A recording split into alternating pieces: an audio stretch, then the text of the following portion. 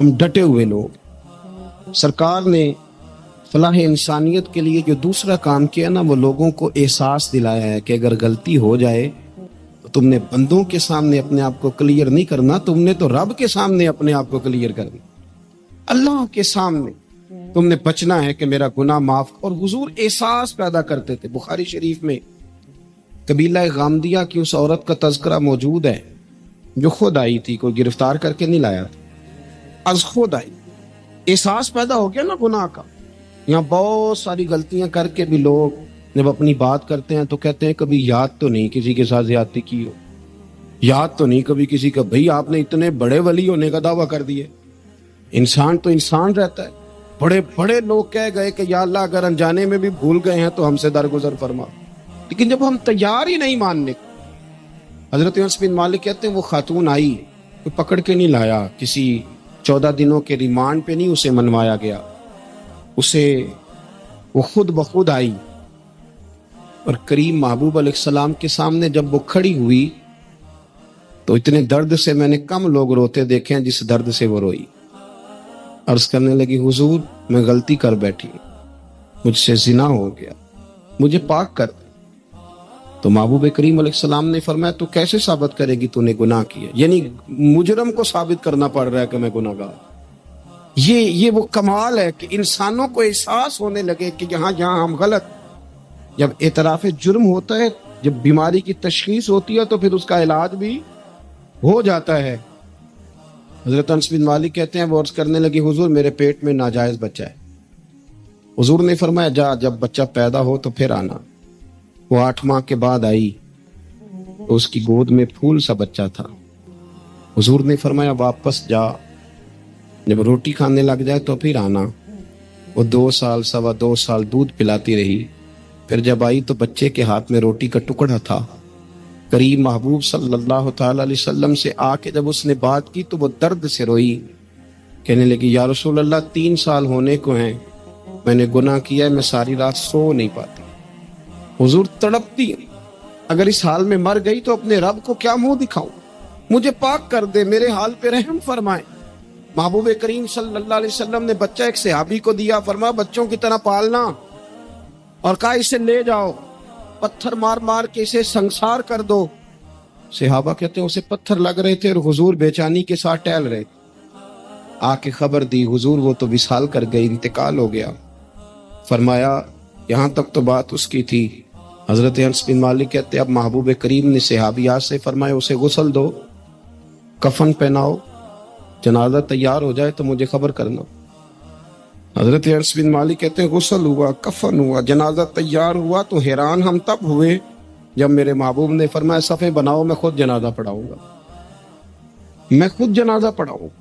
اور سرکار نے جنازہ پڑھایا تو ایک شخص کی زبان سے نکلا حضور اس ملعون کا مات اللہ جنازہ جس نے ناجائز بچہ جنا، اس کے لیے آپ دعا کر رہے ہیں، جنازہ پڑھا. حضور فرمانے لگے خاموش ہو جاؤ، تم نے گناہ دیکھا ہے، اس کا احساس نہیں دیکھا. تم نے غلطی دیکھی ہے لیکن اس کی توبہ کا انداز نہیں دیکھا. اور صاحب کنز العمال نے یہ لفظ نقل کیے ہیں کہ کریم محبوب فرمانے لگے اس نے تو ایسی شاندار توبہ کی ہے کہ اگر میں اپنی ساری امت میں بانٹ دوں تو اللہ سب کی مغفرت فرما دے گا. احساس جب پیدا ہو جاتا ہے نا اپنے دل کے اندر کہ یہاں میں غلط. ان العبد اذا اعترف ثم تاب تاب اللہ علیہ او کما قال نبی صلی اللہ علیہ وسلم، رواہ مشکات. حضور نے فرمایا جب کوئی بندہ کہتا ہے نا اللہ میں بھول گیا تھا اور پھر وہ توبہ کرتا ہے تو رب اس کی توبہ کو فوراً ہی قبول فرما لیتا ہے. حضرت عبداللہ بن حذافہ جہاد کر رہے تھے، روم کے عیسائیوں نے گرفتار کر لیا. 1000 آدمی نے مل کے پکڑا، گرفتار نہیں ہوتے تھے صحابی. 1000 آدمی نے گھیرا ڈالا، گرفتار کر کے لے گئے. اور جب بادشاہ کے سامنے گئے تو وزیر کہنے لگا بادشاہ بندہ بڑے کام کا ہے، اگر ہمارے قابو آ گیا تو فائدہ دے گا. صحابی ہیں حضرت عبداللہ بن حذافہ، حضرت فاروق اعظم کا زمانہ ہے، اگر قابو آ گیا تو فائدہ دے گا. بادشاہ کہنے لگے ہم 1000 آدمی تھے، یہ اکیلا قابو نہیں آ رہا تھا، 1000 آدمی تھے، اگر ہماری فوج میں شامل ہو گیا تو بہت بڑا جرنیل ملے گا. بادشاہ کہنے لگا کوئی مسئلہ نہیں، 2-3 چیزیں ہوتی ہیں بندے کو خریدنے کے لیے، خرید لیتے ہیں. بادشاہ کہنے لگا عبداللہ جتنی دولت تجھے چاہیے میں تجھے دے دیتا ہوں، میرے لشکر میں آ جا، معاذ اللہ اسلام چھوڑ دے۔ حضرت عبداللہ بن حذافہ کیا فرماتے ہیں؟ فرماتے ہیں بڑا بیوقوف ہے، میں نے دولت کمانی ہوتی تو مدینے میں بیٹھ کے تجارت کرتا، میں دولت کمانے نہیں نکلا، میں تو رسول اللہ کی رضا کمانے کے لیے نکلا ہوا ہوں۔ دولت کمانی ہوتی کسی مارکیٹ میں ہوتا، میدان میں آنا تو شہادت ہے مطلوب مقصود مومن، نہ مال غنیمت نہ کشمت کشائی، یہ دولت تو لوٹی ہے رسول اللہ کے دروازے کی، جو تو پیچھے پیچھے پھرتی ہے نبی پاک کے غلاموں، یہ کمانی ہوتی تو میں کسی مارکیٹ میں ہوتا، میدان میں تھوڑا ہوتا۔ عبداللہ بن حذافہ سے ایک دوسری چال چلی، کہنے لگے میاں عہدہ جو تجھے چاہیے، میں بادشاہ ہوں، میرے نیچے جو تو کہے گا وہ تجھے مل جائے گا۔ حضرت عبداللہ بن حذافہ کہنے لگے شاید تجھے پتا نہیں میری تعریف کیا ہے، شاید تو جانتا نہیں میری تعریف کیا ہے۔ کہا صاحب کی کیا تعریف ہے؟ کہنے لگے میں رسول اللہ کا صحابی ہوں، اور کائنات میں سب سے بڑا ہوتا مصطفیٰ کے صحابی ہونے کا ہوتا ہے۔ صحابہ وہ صحابہ تھے جن کی ہر صبح عید ہوتی تھی، خدا کا قرب حاصل تھا، نبی کی دید ہوتی تھی۔ فرمایا میں نے حضور کے جلوے دیکھے ہوئے ہیں، مجھے عہدے کی ضرورت ہی نہیں، اور میں نے عہدہ لینا ہوتا تو میں سیاست کرتا، میں تو شہادت لینے نکلا ہوں میدان میں، عہدے کا میں نے کیا کرنا ہے؟ اب بادشاہ کہنے لگا اسے قتل کر دو، وزیر کہنے لگا نہیں ایک بات اور ہے، مجھے ایک چال اور چلنے دو۔ کہا وہ کیا؟ کہنے لگے میری بیٹی بڑی خوبصورت ہے، مجھے موقع دو اپنی ہی بیٹی کو سجا بنا کے، وہ جوان جس کی جوانی اتنی بڑی ہے کہ 1000 آدمی مقابلے میں کھڑا نہیں ہوتا، اس جوان کے کمرے میں رات کی تنہائی میں بنا سوار کے بی بی کو بھیجا۔ بی بی کہتی ہے میں ساری رات بن سور کے اس صحابی کے کمرے میں بیٹھی رہی، لیکن یہ کیا شخص تھا، ساری رات بھی مسلح پہ بیٹھا رہا، ساری رات کچھ دیر تھک جاتا تو یہ کریم رسول پہ درود پڑھنا شروع کر دیتا۔ بی بی کہتی ہے سحری ہو گئی تو میں نے چھو کے دیکھا کہ انسان ہے کہ جن ہے، یہ بندہ ہے کہ فرشتہ ہے، چھو کے دیکھا۔ کہنے لگے پیچھے ہٹنا، میں نے کہا میں نے تو سنا تھا تو 1000 کے مقابلے میں ہے، اور تو اتنا بے حس ہے کہ بنی صبری دلہن بیٹھی ہے، تو نے نظر نہیں کی۔ عبداللہ بن حذافہ، بی بی کہتی ہے نظر پھر نہیں اٹھائی، نظر پھر جھکی ہوئی ہے۔ کہنے لگے بی بی میں مجبور ہوں، اب میرے اوپر کوئی حسن نہیں چلتا، میں نے جلوہ بدوحا کا دیدار کیا ہوا ہے، میری نگاہوں میں چچتا نہیں کوئی، اس لیے کہ جیسے میرے سرکار ہے ایسا نہیں کوئی، کبھی بھی اب نہیں کسی کا میرے اوپر جادو چلتا۔ میں نے مصطفیٰ کو ذرا پیچھے ہٹ کے بیٹھ، مجھے میرے رسول نے غیر محرم سے بچنے کا حکم دیا ہے، ذرا پیچھے ہٹ کے بیٹھ، سحری کا وقت تھا۔ وہ بی بی کہتی ہے اس نوجوان کے جملے میرا سینہ چیر گئے، کلیجہ پھٹ گیا، چیخ نکلی، کفر کے عالم میں روئی۔ میں نے کہا مجھے بتا تو صحیح، آخر یہ جذبہ کہاں سے ملتا ہے، آخر یہ روشنی تو میں نے دیکھی نہیں، کہاں سے آتی ہے؟ میرا باپ ہے جو بنا سور کے مجھے تیرے کمرے میں چھوڑ گیا، بتلا یہ کہاں سے کیف آتا ہے؟ عبداللہ بن حذافہ کہنے لگے اگر کیف لینا ہے تو بھی میرے مصطفیٰ کا کلمہ پڑھ جا، آجا دروازہ رسول پہ جھک جا، مل جائے گا۔ سویرے دروازے پہ باپ آیا بیٹی سے رزلٹ لینے، دروازہ کھولا تو بیٹی نقاب پہنے باہر آئی۔ باپ کہنے لگا کیا بنا؟ کہنے لگی پیچھے غیر محرم ہے، کافر ہے، میں مسلمان ہوں۔ اس نے کہا کیا ہوا؟ کہنے لگی تیرے جیسے کو باپ کہوں، تیرے جیسے کو جو مجھے استعمال کرنا چاہوں، میں تجھے باپ نہیں مانتی، میں اب رسول والی ہو گئی ہوں، میں حضرت فاطمہ کی کنیزہ ہو گئی ہوں، میں اب نبی کریم کی خادمہ ہوں، خبردار میرے قریب نہ آنا۔ یہ دعو بھی ناکام ہوا۔ اب حضرت عبداللہ بن حذافہ کے سامنے موت کھڑی کی، ایک کڑا میں تیل گرم کیا، کہنے لگے تجھے اس میں جلایا جائے گا۔ حضرت عبداللہ بن حذافہ رضی اللہ تعالیٰ عنہ جب جلنے کے قریب ہوئے تو رونے لگے۔ روم کا بادشاہ کہنے لگا شاید ڈر گیا ہے، کہنے لگے اب سمجھ آئی ہے، اب تجھے پتا چلا ہے، چلا جاؤ۔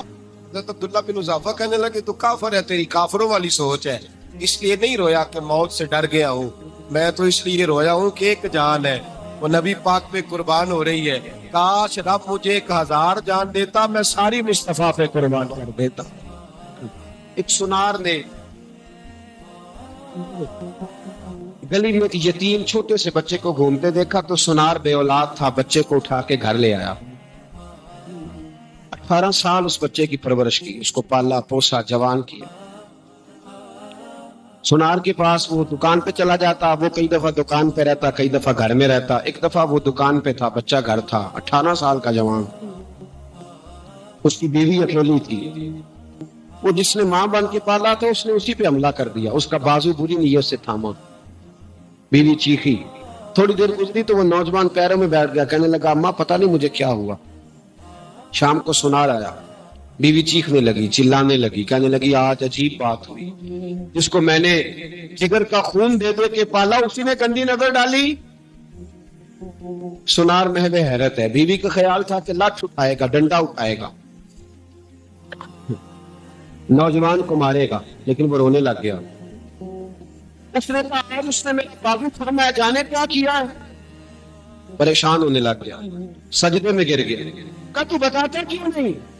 تو وہ سونار کہنے لگا اس کی غلطی نہیں، 18 سال کے بعد آج مجھ پر بھی شیطان سوار ہوا تھا۔ ایک عورت آئی تھی، وہ اپنے بازوؤں میں چوڑیاں پہننا چاہتی تھی تو میں نے بھی گندی نظر سے ہاتھ ڈالا تھا، رب کریم نے مجھے فوراً اس کی سزا دی۔ جن کے گھروں میں بیٹیاں ہوتی ہیں ان کی نظریں گندی نہیں ہوتی، جو بیٹیوں کے باپ ہوتے ہیں، جو بہنوں کے بھائی ہوتے ہیں، ان کی نظریں گندی۔ اور اگر تو ٹیلی فون کرتا ہے، تو کسی عورت کے ساتھ تعلق رکھتا ہے، تو یہ بات لکھ لے، امام فخر الدین رازی 1، علامہ اسماعیل حقی 2، ملا جلال الدین رومی 3، امام کاظم 4، امام جلال الدین سیوطی 5 حدیث کے استاد اور محدث لکھتے ہیں کہ اگر تو کسی پر گندی نظر ڈالے گا تو تیرا گھر بچ سکتا، یاد رکھ نہیں بچے، اس لیے کہ تیری نظر کسی کی بیٹی کو بیٹی سمجھ، تاکہ تیری بچی کا پردہ قائم رہے۔ کسی کی بہن کو یہ کیا بات ہوئی کہ تو جتنا مرضی گند معاشرے میں پھیلاتا رہے تیرا گھر بچا رہے، یہ کیسے ہو سکتا ہے؟ فَإِنَّ لَهُ مَعِيشَةً ضَنكًا، اللہ فرماتے ہیں زندگی تنگ ہو جائے گی تیرے لیے مشکل، تو ڈھونڈتا پھرے گا کہ میں مرنے کو جگہ تلاش کروں۔ سچی توبہ کرے، کھری توبہ کرے۔ یہ گناہ انسان کو مجبور کر دیتے ہیں۔ حضرت عبداللہ بن مبارک رحمت اللہ تعالی علیہ، ان کے سینکڑوں شاگرد تھے، ایک شاگرد کے انتقال کا وقت آیا تو گھر گئے ملنے۔ آپ کہتے ہیں میں نے زور لگا لیا پر اس کی زبان پر کلمہ جاری نہیں ہوا۔ میں اسے کہتا کلمہ پڑھ پر اس کی زبان پر جاری۔ اللہ اکبر، بہت بڑی نعمت ہے۔ دعا فرمائیں اللہ ایمان کی موت عطا فرمائے، ایمان کی موت دے اللہ کریم، ایمان کی موت دے۔ ایسے بھی لوگ دیکھے ہیں، مسجد نبوی ہے، رسول اللہ کا شہر ہے، سر سجدے میں ہے، روح پرواز کر گئی، روح پرواز۔ کتنا نصیبوں والا ہے، کتنا نصیبوں والا ہے کہ مسجد نبوی میں سر سجدے میں رکھا ہے، اور اللہ تبارک و تعالیٰ نے معبود کے قدموں میں موت عطا فرمائی۔ تو حضرت عبداللہ بن مبارک کہتے ہیں میں نے اس کو کہا کلمہ پڑھ تو اس کی زبان پہ جاری نہیں ہوتا۔ میں بار بار کہتا تو وہ منت کرتا، کہتا حضور میں کوشش کرتا ہوں جاری نہیں ہوتا۔ فرماتے میں پریشان ہو کے اٹھا، ابھی میں دروازے پہ پہنچا تھا، اس نے چیخ ماری اور روح پرواز کر گئی۔ بچے رونے لگے، بیوی رونے لگی، تو میں نے اس کی بیوی سے کہا کہ جرم کیا کرتا تھا، اتنا بڑا پاپی پہ کلمہ جاری نہیں ہوا۔ اس کی زوجہ کہنے لگی حضرت جی 2 گناہ تھے اس کے، ایک تو یہ شراب کا عادی تھا، روکتی تھی باز نہیں آتا تھا، اور دوسری بات یہ کہ یہ اپنی اماں کا نافرمان تھا، وہ 2 گلیاں چھوڑ کے رہتی ہے، یہ کبھی ملنے نہیں گیا تھا، اس بوڑھی کا کلیجہ اس کی طرف سے بڑی تکلیف میں تھا۔ تو حضرت عبداللہ بن مبارک کہنے لگے جا تو بھی دعا کر، اور اس کی ماں کو بھی کہہ دعا کرے کہ یہاں تو یہ کلمہ نہیں اسے نصیب ہوا، اللہ کرے اللہ آخرت کی منزلیں اس کی بہتر فرما دے۔ یہ حدیث سنانے لگا ہوں، حدیث ہے، حدیث رسول ہے۔ جوان خاص کر کے ذرا میری بات پہ توجہ کریں، اور بزرگ خاص کر توجہ کریں جنہوں نے تربیت کرنی ہے۔ سنیں، حضور کی بارگاہ میں ایک نوجوان آیا ہے، یہ سنگمیل ہے حدیث، اس کو یاد رکھنا۔ عرض کی حضور میں سارے گناہ چھوڑ سکتا ہوں، زنا نہیں چھوڑتا، حضور مجھے زنا کی اجازت ہونی چاہیے۔ میرے حبیب نے تھپکی دی، بٹھا لیا۔ میں کہتا ہوں حضور نے گناہگاروں کو معاشرے سے کاٹا نہیں، ان کی تربیت فرمائی ہے، ان کی تربیت فرمائی ہے، ان کو قریب فرمایا۔ میرے حبیب کریم صلی اللہ علیہ وسلم نے فرمایا بیٹھ جا، بیٹھ گئے۔ حضور نے فرمایا تو پسند کرتا ہے تیری ماں کے ساتھ کوئی بدکاری کرے؟ حضور نہیں۔ فرمایا تو پسند کرتا ہے تیری بیٹی کے ساتھ کوئی بدکاری کرے؟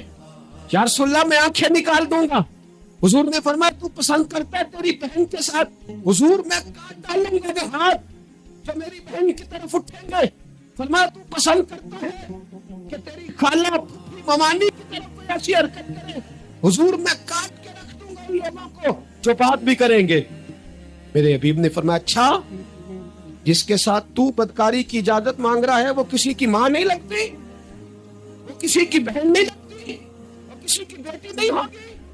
یاد رکھیں ملا جلال الدین رومی، امام جلالی دو، اعلی حضرت فاضل بریلوی بزرگ مفسر کا طور پر لکھتے ہیں، فرماتے ہیں جو گند کے ساتھ دوسرے گھر میں ہے وہ اپنے گھر کی خیر منا لے، جو گندی نظر دوسروں پہ رکھتا ہے وہ اپنے گھر کی خیر منا لے، اس لیے کہ جو جرم وہ کسی کے کھاتے میں ڈالے گا وہ سزا بن کے اس کے گھر کی طرف لوٹا دیا جائے گا، جو بدکاری وہ کسی کے کھاتے میں ڈالے گا وہ سزا بن کے اللہ اس کے گھر کی طرف لوٹا دے گا۔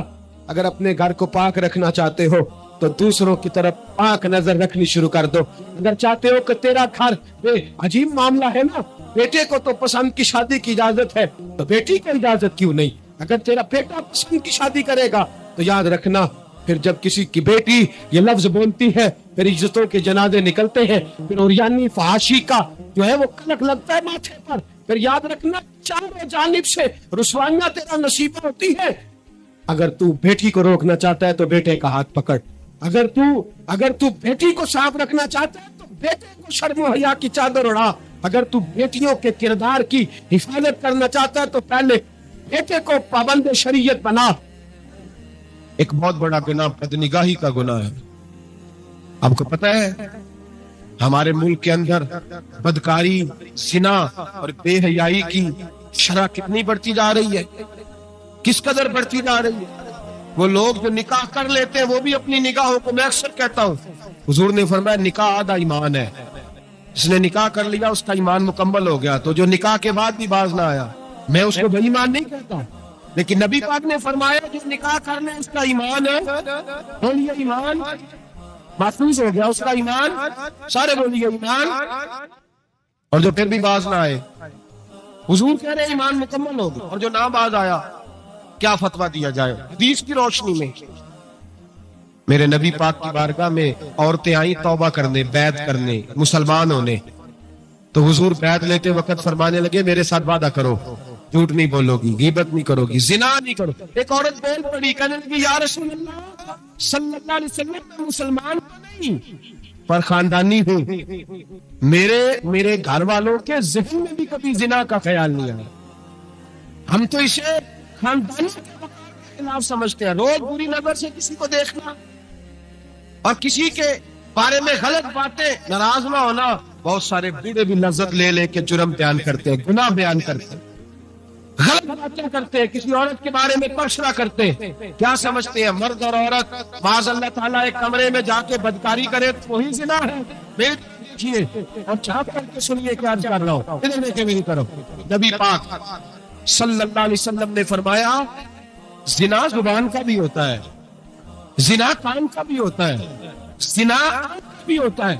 حضور کس طرح فرمایا جس نے گند دیکھا اس نے آنکھ کا زنا کیا، جس نے لذت لے کے سنا چپ نہیں کرا، پوری بات سنی وہ بھی زانی ہے، اور جس نے گندی بات بولی وہ منہ کا زانی ہے، جس نے گند سوچا وہ زانی ہے۔ اور زانی کو سب سے پہلی سزا اللہ یہ دیتا ہے کہ سجدے کی لذت چھین لیتا ہے، عبادت کا سرور چھین لیتا ہے، اس کا نماز میں دل نہیں لگتا۔ قرآن میں سب سے پہلی سزا اسے اللہ اپنے دروازے سے دور کر دیتا ہے۔ بھائیو آج ہمارے سجدے بے کیف ہیں، آج لوگ غلط جگہ پہ گھنٹوں بیٹھے رہتے ہیں، مسجدوں میں لوگوں کے دلوں کو گھبراہٹ ہوتی ہے، لوگ بھاگتے ہیں۔ میرے نبی پاک نے فرمایا تو نظر سے پاک کر لے، اللہ تیری عبادت میں لذت پیدا فرما دے گا۔ میرے بھائی یاد رکھ لیں اور سن لیں، سب سے کمزور آدمی وہ ہے جس کا ذہن پاک نہیں، سب سے کمزور آدمی وہ ہے جو کردار کا غلط ہے۔ ایک بات میں نے پڑھی، آپ یقین کریں میرا دل کرے کہ میں آگ لگا دوں اس عنوان کو جس پہ گندگی لکھی جاتی ہے، ان اخباروں کو، ان چیزوں کو جس پہ گند لوگوں کے دلوں میں. وہ انڈیا کی ایک وزیر اعظم عورت گزری تو کسی نے اس سے کہا کہ پاکستان نے تو تمہیں شکست دی ہے، تم جیت نہیں سکے بڑا ملک ہو کے. کہنے لگی کوئی بات نہیں، تھوڑا وقت ٹھہر جاؤ، ہم ان پر تہذیبی یلغار کریں گے، ان کے گھروں میں ننگا ناچ کریں گے، یہ گندی تصویریں دیکھیں گے، یہ گند میں الجھ جائیں گے. اور جو قوم گند میں الجھ جایا کرتی ہے وہ پھر کسی سے لڑنے کی طاقت نہیں رکھتی، اس کے اندر ڈٹ جانے کی ہمت نہیں ہوتی، اس کی غیرت کے جنازے نکل جاتے. دل کرتا ہے جل جائے، وہ جل جائے جہاں سے برائی پھیلتی، تباہ ہو جائے علاقے جہاں سے گند ہوتا ہے. لوگ گند کی کمائی کھاتے ہیں، گند کی ساتھ کھڑے ہو کے فوٹویں کھچاتے ہیں اور گناہ پہ فخر کرتے ہیں. اور گندے لوگ کہتے ہیں اللہ کا فضل ہے ہم گند پھیلا رہے ہیں، ثم معاذ اللہ. لوگ گناہ پہ فخر کرتے ہیں چوکوں چوراہوں میں. محمد بن قاسم آئے ہندوستان پہ راجہ دہر کے مقابلے میں، نوجوان میرے طرف دیکھے اور صحیح ہو کے بیٹھے، خاصے صحیح ہو کے بیٹھے، تقریر نہیں کر رہا، جذبات کا میرے جذبات سنے، دل کے پھپولے جل رہے ہیں سینے کے داغ سے. اللہ کی قسم روح کی گہرائی سے بات کر رہا ہوں، وہ بات کر رہا ہوں جو سینہ کہہ رہا ہے کہ پھٹ جائے، کہنا نہ پڑے. قرآن و حدیث پڑھتے ہیں اور پھر اپنا حال دیکھتے ہیں تو لگتا یہ ہے کہ عذاب قریب آ گیا ہے، لگتا ہے زمین پھٹنے والی ہے، آسمان گرنے والا، لگتا ہے قریب آ گیا سارا کچھ. سمجھے کہ عرض کر یہ بات اگر آپ سمجھ گئے تو قیمت وصول ہو گئی، اس کو سمجھ گئے تو سمجھ لیں آپ کے مزاج کے اندر اللہ نے تبدیلی پیدا کر دی. محمد بن قاسم 18 سال کا جوان، ایک عورت کی عزت پر راجہ دہر ہندو نے حملہ کیا، محمد بن قاسم بچانے آئے. جب ہندوستان آئے فوج تھوڑی تھی، علاقہ تھوڑا تھا، راجہ دہر کی فوج بہت زیادہ، اور پھر اپنا عرب چھوڑ کے یہاں آ کے ہندوستان میں اس کے علاقے میں اس پہ حملہ کرنا، حالات خراب تھے. محمد بن قاسم پریشان ہے. ایک بزرگ نے دیکھا، کہنے لگے پریشان کیوں ہو؟ کہنے لگا سوچتا ہوں علاقہ بھی اس کا، فوج بھی اس کی، میرے فوجیوں کو تو رستوں کا بھی نہیں پتا، کیسے جنگ کریں گے، کدھر سے آئیں گے، اور پھر ہمیں زبان بھی نہیں آتی، کیسے کام ہوگا. کر رہا ہوں.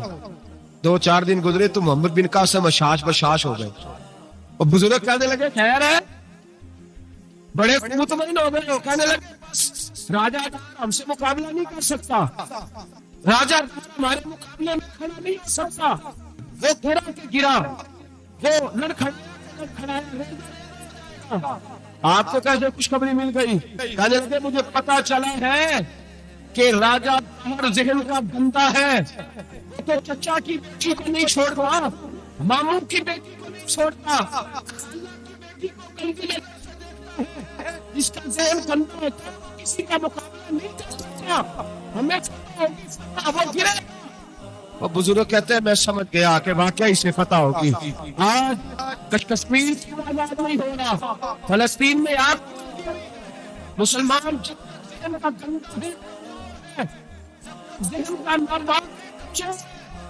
حضرت سعد بن ابی وقاص رضی اللہ تعالیٰ میں فرمایا کرتے تھے اللہ مسلمان کی مدد اتنی دیر تک کرتا رہتا ہے جتنی دیر تک مسلمان کا ذہن صاف رہتا ہے، کردار پاک رہتا ہے.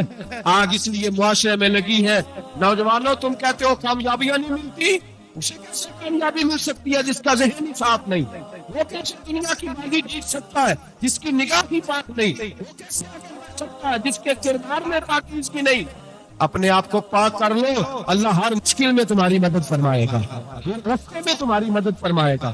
اور میں نے کہا جب آدمی ناپاک ہوتا ہے تو رب کریم اس سے عبادت کی لذت چھین لیتا ہے. اور اللہ کی سب سے بڑی سزا جو ہے کہ کسی کو سجدہ نہ لمبا کرنا دے. رب کریم سب سے زیادہ اس سے ناراض ہے جس کو قرآن پاک کو کھولنے کی توفیق نہ ہو. سب سے زیادہ رب کریم اس شخص سے ناراض ہے جو اللہ کی بارگاہ میں جھکنے کی لذت چھوڑ جائے. میرے نبی پاک سید عالم علیہ السلام کے صحابہ لمبی عبادتیں کرتے تھے، لمبی. کسی نے کہا تھا روم کے بادشاہ تھے کہ یہ مسلمان فاتح کیوں ہو جاتے ہیں؟ تو اس نے کہا میں نے مولا علی کے زمانے میں جاسوسی کرائی تھی، پتا کیا تھا کہ ہر میدان میں کامیاب کیوں ہوتے ہیں. تو کہتے میں نے دیکھا یہ دن کے مجاہد ہوتے ہیں پر رات کے عابد ہوتے ہیں. اب آگے بڑھتے ہیں. قرآن مجید نے سورہ نور کی آیت نمبر 30 میں کہا کہ کل للمؤمنین یغضوا من ابصارہم، فرمایا کہ اے محبوب علیہ السلام مومن مردوں سے کہہ دو کہ اپنی نظریں جھکا کے رکھیں، اپنی نظریں اور اگلی آیت میں فرمایا وَقُلْ لِلْمُؤْمِنَاتِ يَغْضُضْنَ مِنْ أَبْصَارِهِنَّ، فرمایا کہ اے محبوب مومن عورتوں سے بھی کہہ دو کہ اپنی نظریں جھکا.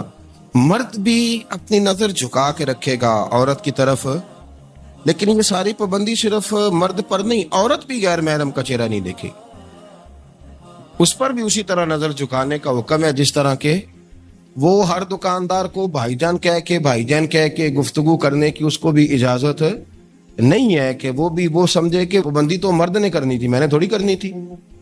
وہ جس کے پاس جائے، جہاں بھی جائے، ڈاکٹر کے پاس جائے، باہر جائے، تو وہ جس طرح مرضی اس کا دل چاہے وہ بات چیت کرے، اس کی عورت کو بھی اجازت اسلام نہیں دیتا. بنیادی طور پہ اسلام شرم و حیا کا دین ہے، حیا کی بات کرتا ہے. حیا کی جب ہم تعریف کرتے ہیں تو حیا کی تعریف یہ ہے کہ کوئی کبھی چیز دیکھ کے نا تو آپ کی طبیعت میں کراہت محسوس ہو، آپ کوئی غلط جملہ منہ سے نکالتے ہوئے ذرا جھجکیں، آپ کوئی غلط بات کرتے ہوئے تھوڑا بوجھ محسوس کریں. ہمارے ہاں تیزی سے فروغ پایا ہے بے حیائی میں. سنگیوں کی محفلیں، یاروں کی محفلیں، اس میں غلیظ گفتگو ہوتی ہے الا ماشاء. جن دوستوں کو بڑی پاک صاف گفتگو کرنی چاہیے. دوستی کا رشتہ بڑا مقدس رشتہ ہے، جو یہاں ایک دوسرے سے پیار کریں گے جنت میں بھی اکٹھے داخل کیے جائیں گے. شرط یہ ہے کہ پیار اللہ رسول کی رضا کے لیے ہو، لیکن اس کے اندر اگر آپ کی گفتگو کچی ہو، کمزور ہو، فحاشی والی ہو، عریانی والی ہو. وہ ہمارے ہاں تو اب اس کو لوگ فیشن سمجھتے ہیں، اس کو مردانگی کی علامت سمجھتے ہیں کہ وہ جی ساری باتیں جی وہاں ہو گئی، اور جس کا جو جی چاہا اس نے کہا. آپ جب حیا کے دائرے میں ہوتے ہیں تو آپ خود بھی سکون محسوس کرتے ہیں. دیکھیں نا، آپ کو نیند سکون سے کہاں آتی ہے؟ جہاں کمرہ بند ہو، چاروں جانب دیوار ہے، اوپر چھت ہے، خالی دروازہ بھی کھلا ہوا ہونا تو جب بندہ سکون لینا چاہتا ہے تو کہتا ہے یار ذرا دروازہ ذرا بند کر دو. وہ اچھی طرح اپنے آپ کو چھپا لیتا ہے نا حیا کے پردے میں، تو اللہ اسے سکون عطا کرتا ہے. اور جو اس سے بھی زیادہ ٹھنڈی نیند میں جانا چاہتا ہے وہ کہتا ہے لائٹ بھی بند کر دو.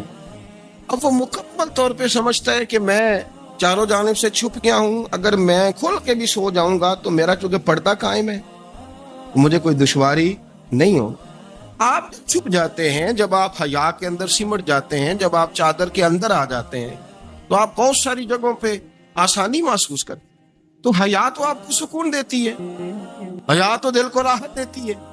میں بڑی ذمہ داری سے بات عرض کرتا ہوں، قرآن مجید نے نا ایک مقام پہ مذاق کو، ایک مزاح ہوتا ہے خوش طبی، وہ نہیں مذاق اڑانا. قرآن پاک نے نا مذاق کو ایک جگہ پہ جاہلوں کا طریقہ بھی قرار دیا. بنی اسرائیل کے لوگوں سے حضرت موسیٰ نے کہا کہ گائے ذبح کرو اور ایک ٹکڑا مقتول کو مارو، زندہ ہو کے خود بتا دے گا مجھے کس بندے نے قتل کیا. تو کہنے لگے آپ ہمارے ساتھ مذاق کر رہے ہیں. تو قرآن مجید کہتا ہے کہ حضرت سیدنا موسیٰ علیہ السلام فرمانے لگے اعوذ باللہ ان اکون من الجاہلین. فرمانے لگے میں اللہ کی پناہ مانگتا ہوں کہ میں جاہلوں میں سے ہو جاؤں. یہ مذاق کرنا تو جاہلوں کا طریقہ ہے. اگر آپ کی زبان سے بے حیائی کا جملہ نکل گیا، آپ نے کہہ دیا کہ ہم آزاد لوگ ہیں، جو مرضی کریں گے، جو مرضی کہیں گے، جو ہمارا دل میں آئے گا کریں گے، تو پھر تو لوگ آپ کا وہ حشر کریں گے کہ آپ سے برداشت ہی نہیں ہوگا. جس کا لوگ مذاق بنا لیتے ہیں اور جو مذاق بن جاتا ہے پھر اسے کچھ جینے دیتا ہے. آپ حیا کی چادر میں چھپیں گے تو بچیں گے. اگر آپ نے اپنا مذاق بنوا لیا یہ کہہ کے کہ میں نے مرضی کرنی ہے، پھر یاد رکھنا چھپنے کو جگہ نہیں ملے گی، پھر تکلیف میں آ جائیں اور بڑی اذیت کا شکار ہو جائیں. شرم و حیا، عرب کے اندر جو کنواری لڑکیاں تھیں ان میں بڑی حیا ہوتی. الحمدللہ میں بڑے فخر سے کہتا ہوں کہ میرے پنجاب کی، میرے پاکستان کی بیٹیاں بھی 20 دفعہ ان کا ابا کہے تیری شادی کرنی ہے تو وہ آنکھ نہیں اٹھا پاتی آج بھی. یہ تو وہ چند لوگ ہیں جو کہتے ہیں ہم ہائی کلاس ہو گئے، ہمیں نہیں پتا کہ وہ روشن خیال ہو گئے ہیں کہ روغن خیال ہو گئے، پتہ نہیں کدھر چلے گئے. ورنہ ہماری بیٹیاں آج بھی جب ان سے ان کا باپ، ان کی ماں بات کرتی ہے تیری شادی کی، تو وہ تو شرم کے ساتھ پچھلے کمرے میں چھپتی ہیں. یہ اللہ نے فضل کیا ہوا ہے اس ملت پر. تو عرب کی لڑکی بڑی حیا والی ہوتی تھی، اس سے کوئی بات کرنی پڑتی تھی تو 20 دفعہ بات کی جاتی، پھر بھی وہ عورت چھپتی پھرتی تھی. حضرت عائشہ صدیقہ رضی اللہ تعالیٰ عنہ فرمانے لگیں میرے نبی پاک صلی اللہ علیہ وسلم عرب کی کواری لڑکیوں سے بھی زیادہ حیا کرنے والے. قاضی اعجاز مالکی نے، شیخ عبدالحق محدث دہلوی نے، دیگر بزرگ جو سیرت نگار گزرے انہوں نے لکھا ہے کہ نبی پاک صلی اللہ علیہ وسلم کے اندر 100 مردوں سے زیادہ طاقت تھی. 100 مردوں سے زیادہ طاقت. اب جو بات کہنے لگا ہوں، جو نتیجہ دینے لگا ہوں، اس پر خاص توجہ آپ فرمائیں گے. ذرا فکری طور پر، نظریاتی طور پر ایک چیز کو سمجھیے. ہم سمجھتے ہیں کہ جوان لڑکا ہے جی جو مرضی کرے، عمر ہے جی. آپ ذرا بات پر غور کیجئے گا کہ حضور صلی اللہ علیہ وسلم میں طاقت 100 مردوں سے زیادہ ہے اور حیا کواری لڑکیوں سے بھی زیادہ ہے. ذرا اس بات کا تقابلی جائزہ کیجئے گا کہ طاقت 100 مرد سے زیادہ ہے لیکن حیا کواری لڑکی سے بھی زیادہ ہے. اس کا معنی یہ ہوا کہ جس ٹہنی کو پھل زیادہ لگ جاتے ہیں وہ جھکا کرتی. تو حیا تو حسن ہے، حیا تو آپ کو پاک صاف کرے گا، حیا تو آپ کو نرالا کرے گا، انوکھا کرے گا. وہ ہمارے ایک دانشور ہے، مضمون لکھا، کئی باتیں بڑی پسند آتی ہیں. وہ کہتے ہیں کہ میری اہلیہ، ان کو بھی کسی نے مس گائیڈ کر دیا تھا، حالانکہ اچھی خاتون ہے، کسی نے مس گائیڈ کر دیا. وہ بھی سماجی اور ویلفیئر اور یہ خواتین کو شوق ہوتا نا بننے کا، تو وہ بھی سماج کے اندر اچھا مقام تلاش کرنے کے موڈ میں آ گئی. تو کہیں ایک دن جانا تھا تو بڑی بن سور کے میرے ساتھ وہ گاڑی میں بیٹھ گئی. تو میں گاڑی میں، عورتوں کو یہ بھی مسئلہ ہوتا ہے نا کہ ہماری تعریف کرو، تو کئی دفعہ بعض مردوں بیچاروں کو جھوٹ بولنا پڑتا ہے، وہ زبردستی کراتی ہیں نا جی. اس میں گنجائش بھی دی ہے شریعت نے گنجائش دی ہے کہ کبھی بیوی کو راضی کرنے کے لیے خلاف واقعہ بات کرنی پڑے تو کر لینی چاہیے. تو وہ کراتی بھی ہیں. 3 موقع پر خلاف واقعہ بات کرنے کی اجازت ہے. واقعے کے خلاف بھی آپ بات کر سکتے ہیں. جنگ کے موقع پر 2 لوگوں کو صلح کرانے کے لیے اور بیوی کو راضی کرنے کے لیے کر لیں کوئی ایسی بات. بے شک اپنی طبیعت پہ جبر کر کے کر لیں، گنجائش ہے، اجازت ہے. وہ کہتے ہیں جب وہ گاڑی میں میرے ساتھ بیٹھی بن سور کے، وہ تقاضا کرنے لگی کہ میں نے بڑے اچھے کپڑے پہنے ہیں پر آپ نے توجہ نہیں کرائی. وہ سیاںا بندہ تھا، وہ چاہ رہا تھا کہ میری خاتون سمجھ جائے. وہ کہتے ہیں مجھے پتا تھا کہ بیچاری مس گائیڈ ہو گئی ہے، دل کی بڑی اچھی ہے، سیاਣੀ ہے، لیکن اس کو کچھ خواتین نے، کچھ لوگوں نے مل کے اس کو ذہن غلط کر دیا ہے کہ سماج میں نکلو، باہر جاؤ، کام کرو، فلاں کرو، اپنی مرضی سے جیو. تو میرے ساتھ گاڑی میں بیٹھی کہیں جانے کے لیے، تو مجھ سے کہنے لگی کہ آپ نے میری طرف توجہ ہی نہیں کی، آپ نے کوئی ذکر ہی نہیں کیا کہ میں کیسی لگ رہی ہوں. تو کہتے ہیں میں نے اسے کہا کہ اگر تو ناراض نہ ہو تو پھر میں صحیح والی تعریف کر دوں.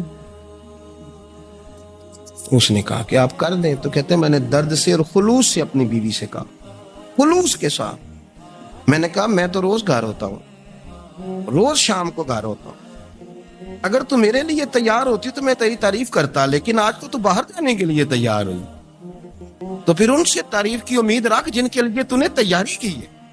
میرے لیے تیاری کرتی تو میں تو ہر شام تیرے پاس ہوتا ہوں. کہتے ہو میرے لفظوں میں درد تھا تو وہ بھی رو پڑی. کہنے لگی آپ گاڑی روک دیں، مجھے باہر جا کے کسی کو راضی نہیں کرنا، میں نے اسے راضی کرنا ہے جس کو رب کریم نے میرا شوہر بنایا اور میرے لیے منتخب کیا ہے، میرے ماں باپ کو. میں واپس لوٹتا ہوں. یہ ایک پہلو ہے سلگتا ہوا، اس کو سمجھا جائے.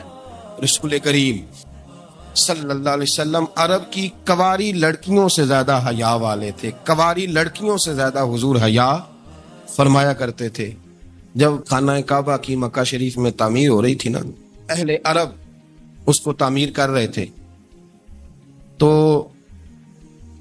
نبی پاک صلی اللہ علیہ وسلم اپنے چچا حضرت عباس کے ساتھ خانہ کعبہ کی تعریف میں مصروف تھے.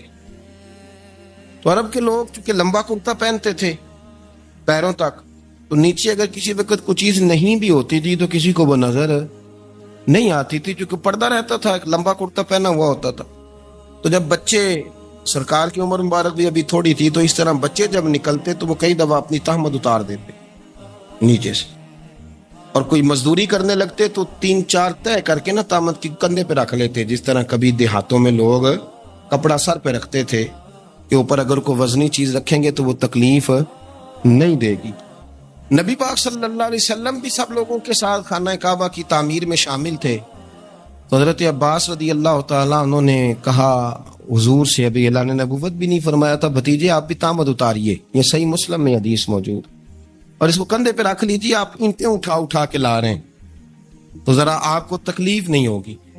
تو سرکار دو عالم صلی اللہ علیہ وسلم سے یہ بات کہی اور پھر جلدی سے حضور کی تہمت کو نکال کے نا، حالانکہ لمبا کرتا پہنا ہوا ہے، تو وہ جیسے ہی ان کے کندھے پہ رکھا اینٹیں رکھنے کے لیے تو سرکار تو زمین پہ گر گئے، بے ہوش ہو گئے، آنکھیں آسمان کی طرف، اور پھر حضور پکار رہے ہیں آزاری آزاری آزاری، میرا تامت دے دو، میرا تامت دے دو۔ کبھی کوئی شخص اس وجہ سے بھی بے ہوش ہوا ہے کہ میرے وجود سے کپڑا اتر گیا ہے؟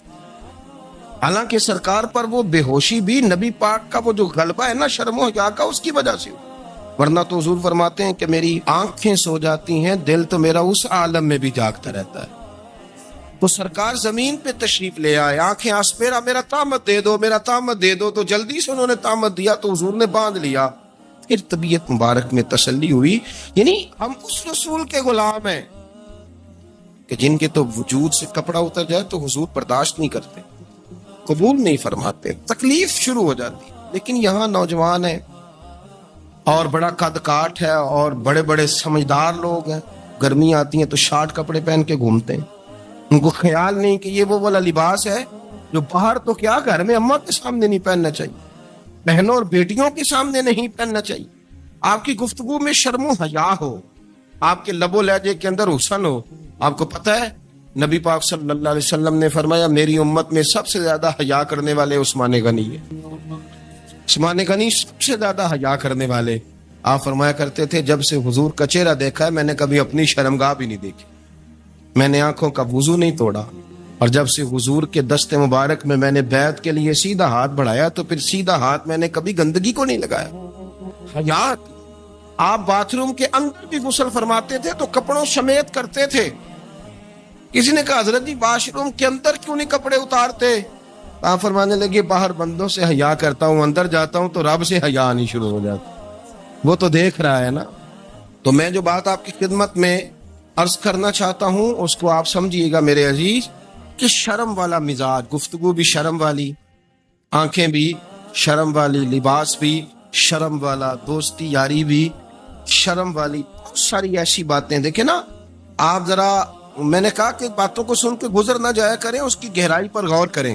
حضور علم کا سمندر ہے، سرکار سے زیادہ علم دنیا میں کسی کے پاس موجود نہیں ہے، اور صحابہ کو موقع ملا ہوا ہے اس سمندر سے فیض لینے کا، لیکن ان کی حالت یہ ہے کہ حضرت علی المرتضیٰ فرماتے ہیں 14 دن گزر جاتے، حضور سے کوئی سوال پوچھنا ہوتا تھا پر میں شرم کے مارے نہیں پوچھ پاتا تھا۔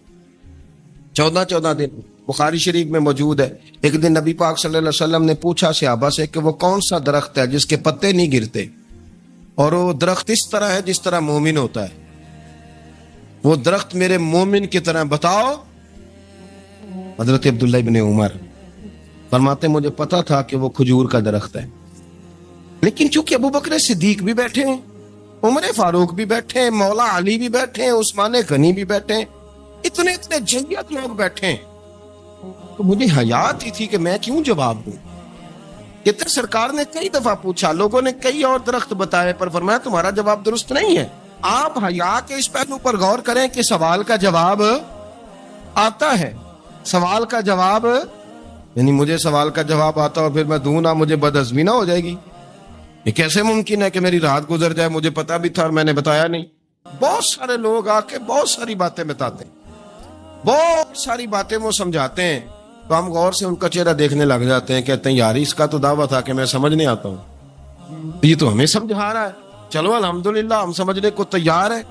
لیکن میرے عزیز پتہ بھی ہے جواب کا، علم بھی ہے، لیکن فرماتے ہیں میری حیا نے مجھے اجازت نہ دی کہ میں جواب دوں۔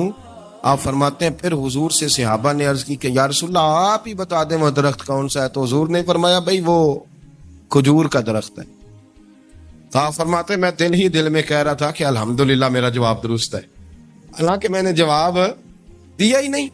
تو لفظوں میں حیا، جملوں میں حیا، آنکھوں میں حیا، اٹھنے میں حیا، بیٹھنے میں حیا، چلنے میں حیا ایک خوبصورت حسن ہے، اور نبی پاک صلی اللہ علیہ وسلم نے فرمایا جب تو بے حیا ہو جائے نا پھر تو آزاد ہے، پھر تو جو مرضی کا۔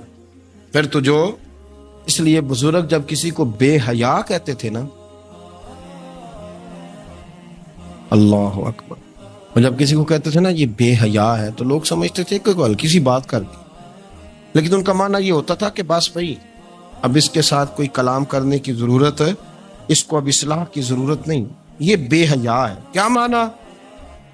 کہ اب یہ جو اس کے دل میں آئے گا وہ کرے گا، جو اس کی طبیعت چاہے گی وہ کرے گا، اب یہ کسی پہلو بھی قابو آنے کو تیار ہے، بے حیا ہو کے۔ بے حیائی بہت بڑا عیب ہے، اور جو لوگ کہتے ہیں کہ ہمیں بالکل آزادی ہونی چاہیے، ہمارا اپنا جسم ہے تو ہماری اپنی مرضی چلے گی۔ ایک وزیر صاحب ہیں، پتہ نہیں میں ان کو جانتا تو نہیں، انہوں نے سینٹ میں تقریر کی ہے، میں نے ان کی بات سنی ہے، اس نے کہا نہیں بھائی، جسم رب کا ہے تو مرضی بھی تو رب کریم کی چلے گی، اور مرضی بھی اللہ کی۔ یہ مجھے تھوڑا سا مسئلہ ہے جسم پر، کبھی کبھی مجھے کثرت سفر سے الرجی ہو جاتی ہے۔ میرے ساتھ لوگ نا دل سے پیار کرتے ہیں، شاید ہی کوئی اچھا ڈاکٹر ہو جس تک میرے سنگی مجھے لے کے نہ گئے ہوں، پر جسم اللہ کا ہے نا، مرضی بھی جب وہ چاہے گا صحت دے گا۔ کیوں کچے کاموں میں لوگ پڑ گئے، کیوں غلط لوگ سوچ میں پڑ جاتے ہیں؟ یہ اسی کا ہے، اور جب وہ چاہے گا، آپ اس بات کو اچھے طریقے سے سمجھ لیں کہ جو اپنی مرضی چوکوں چوراہوں میں کر رہے ہوتے ہیں نا، جو مرضی گاندمند، وہ جانور ہوتے ہیں، وہ جانور ہوتے ہیں جو نہ چونک دیکھتے ہیں، نہ گلی دیکھتے ہیں، نہ انہیں پتہ ہوتا ہے کہ جگہ کون سی ہے۔ وہ انسان، میں نے کہہ دیا جو میں نے کہنا تھا، میں نے کہہ دیا، وہ جانور ہوتے ہیں۔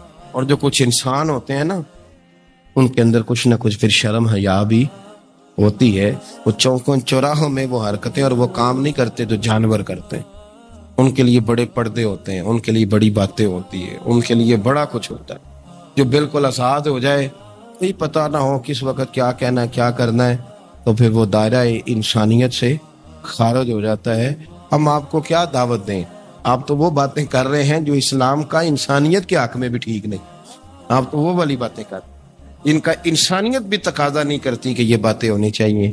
لیکن ایک بات، میں تو جذباتی نہیں ہوتا، میں بڑے غور سے چیزوں کو دیکھتا ہوں، سنتا ہوں، اور نہ میں ان موسمی مینڈکوں کی۔ وہ مجھے عاتق صاحب کہنے لگے جی بڑے بڑے مولوی ایک بندے کے ساتھ بیٹھے ہوئے ہوتے تھے اور وہ روزے میں بڑے بڑے درس دیتا تھا، تو وہ بھی فلانی حرکتیں کر رہا ہے۔ تو میں نے کہا ہم نے تو پرانا کہا تھا کہ موسمی مینڈک ہے، تو پرانے کہہ رہے ہیں کہ اداکار ہے، تو وہ جہاں کاسٹ کریں گے وہاں وہ اداکاری کرے گا۔ آپ کسی مذہبی جگہ کر لیں تو وہاں کر لے گا، کہیں اور جگہ کریں گے تو ہم تو پرانا کہہ رہے ہیں۔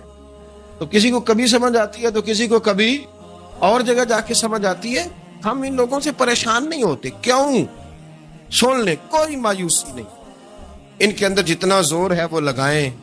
یہ ملک بنا ہے رسول اللہ کے نام پہ، یہ اللہ نے تحفہ دیا ہے امت مسلمہ کو، یہ نبی پاک کے نام پہ بنا ہے، تو یہاں جھنڈا بھی وہی والا بلند ہونا ہے جو مدینے والے رسول کا جھنڈا ہے، اور یہاں وہی کام چلے گا جو نبی پاک نے بیان فرمایا۔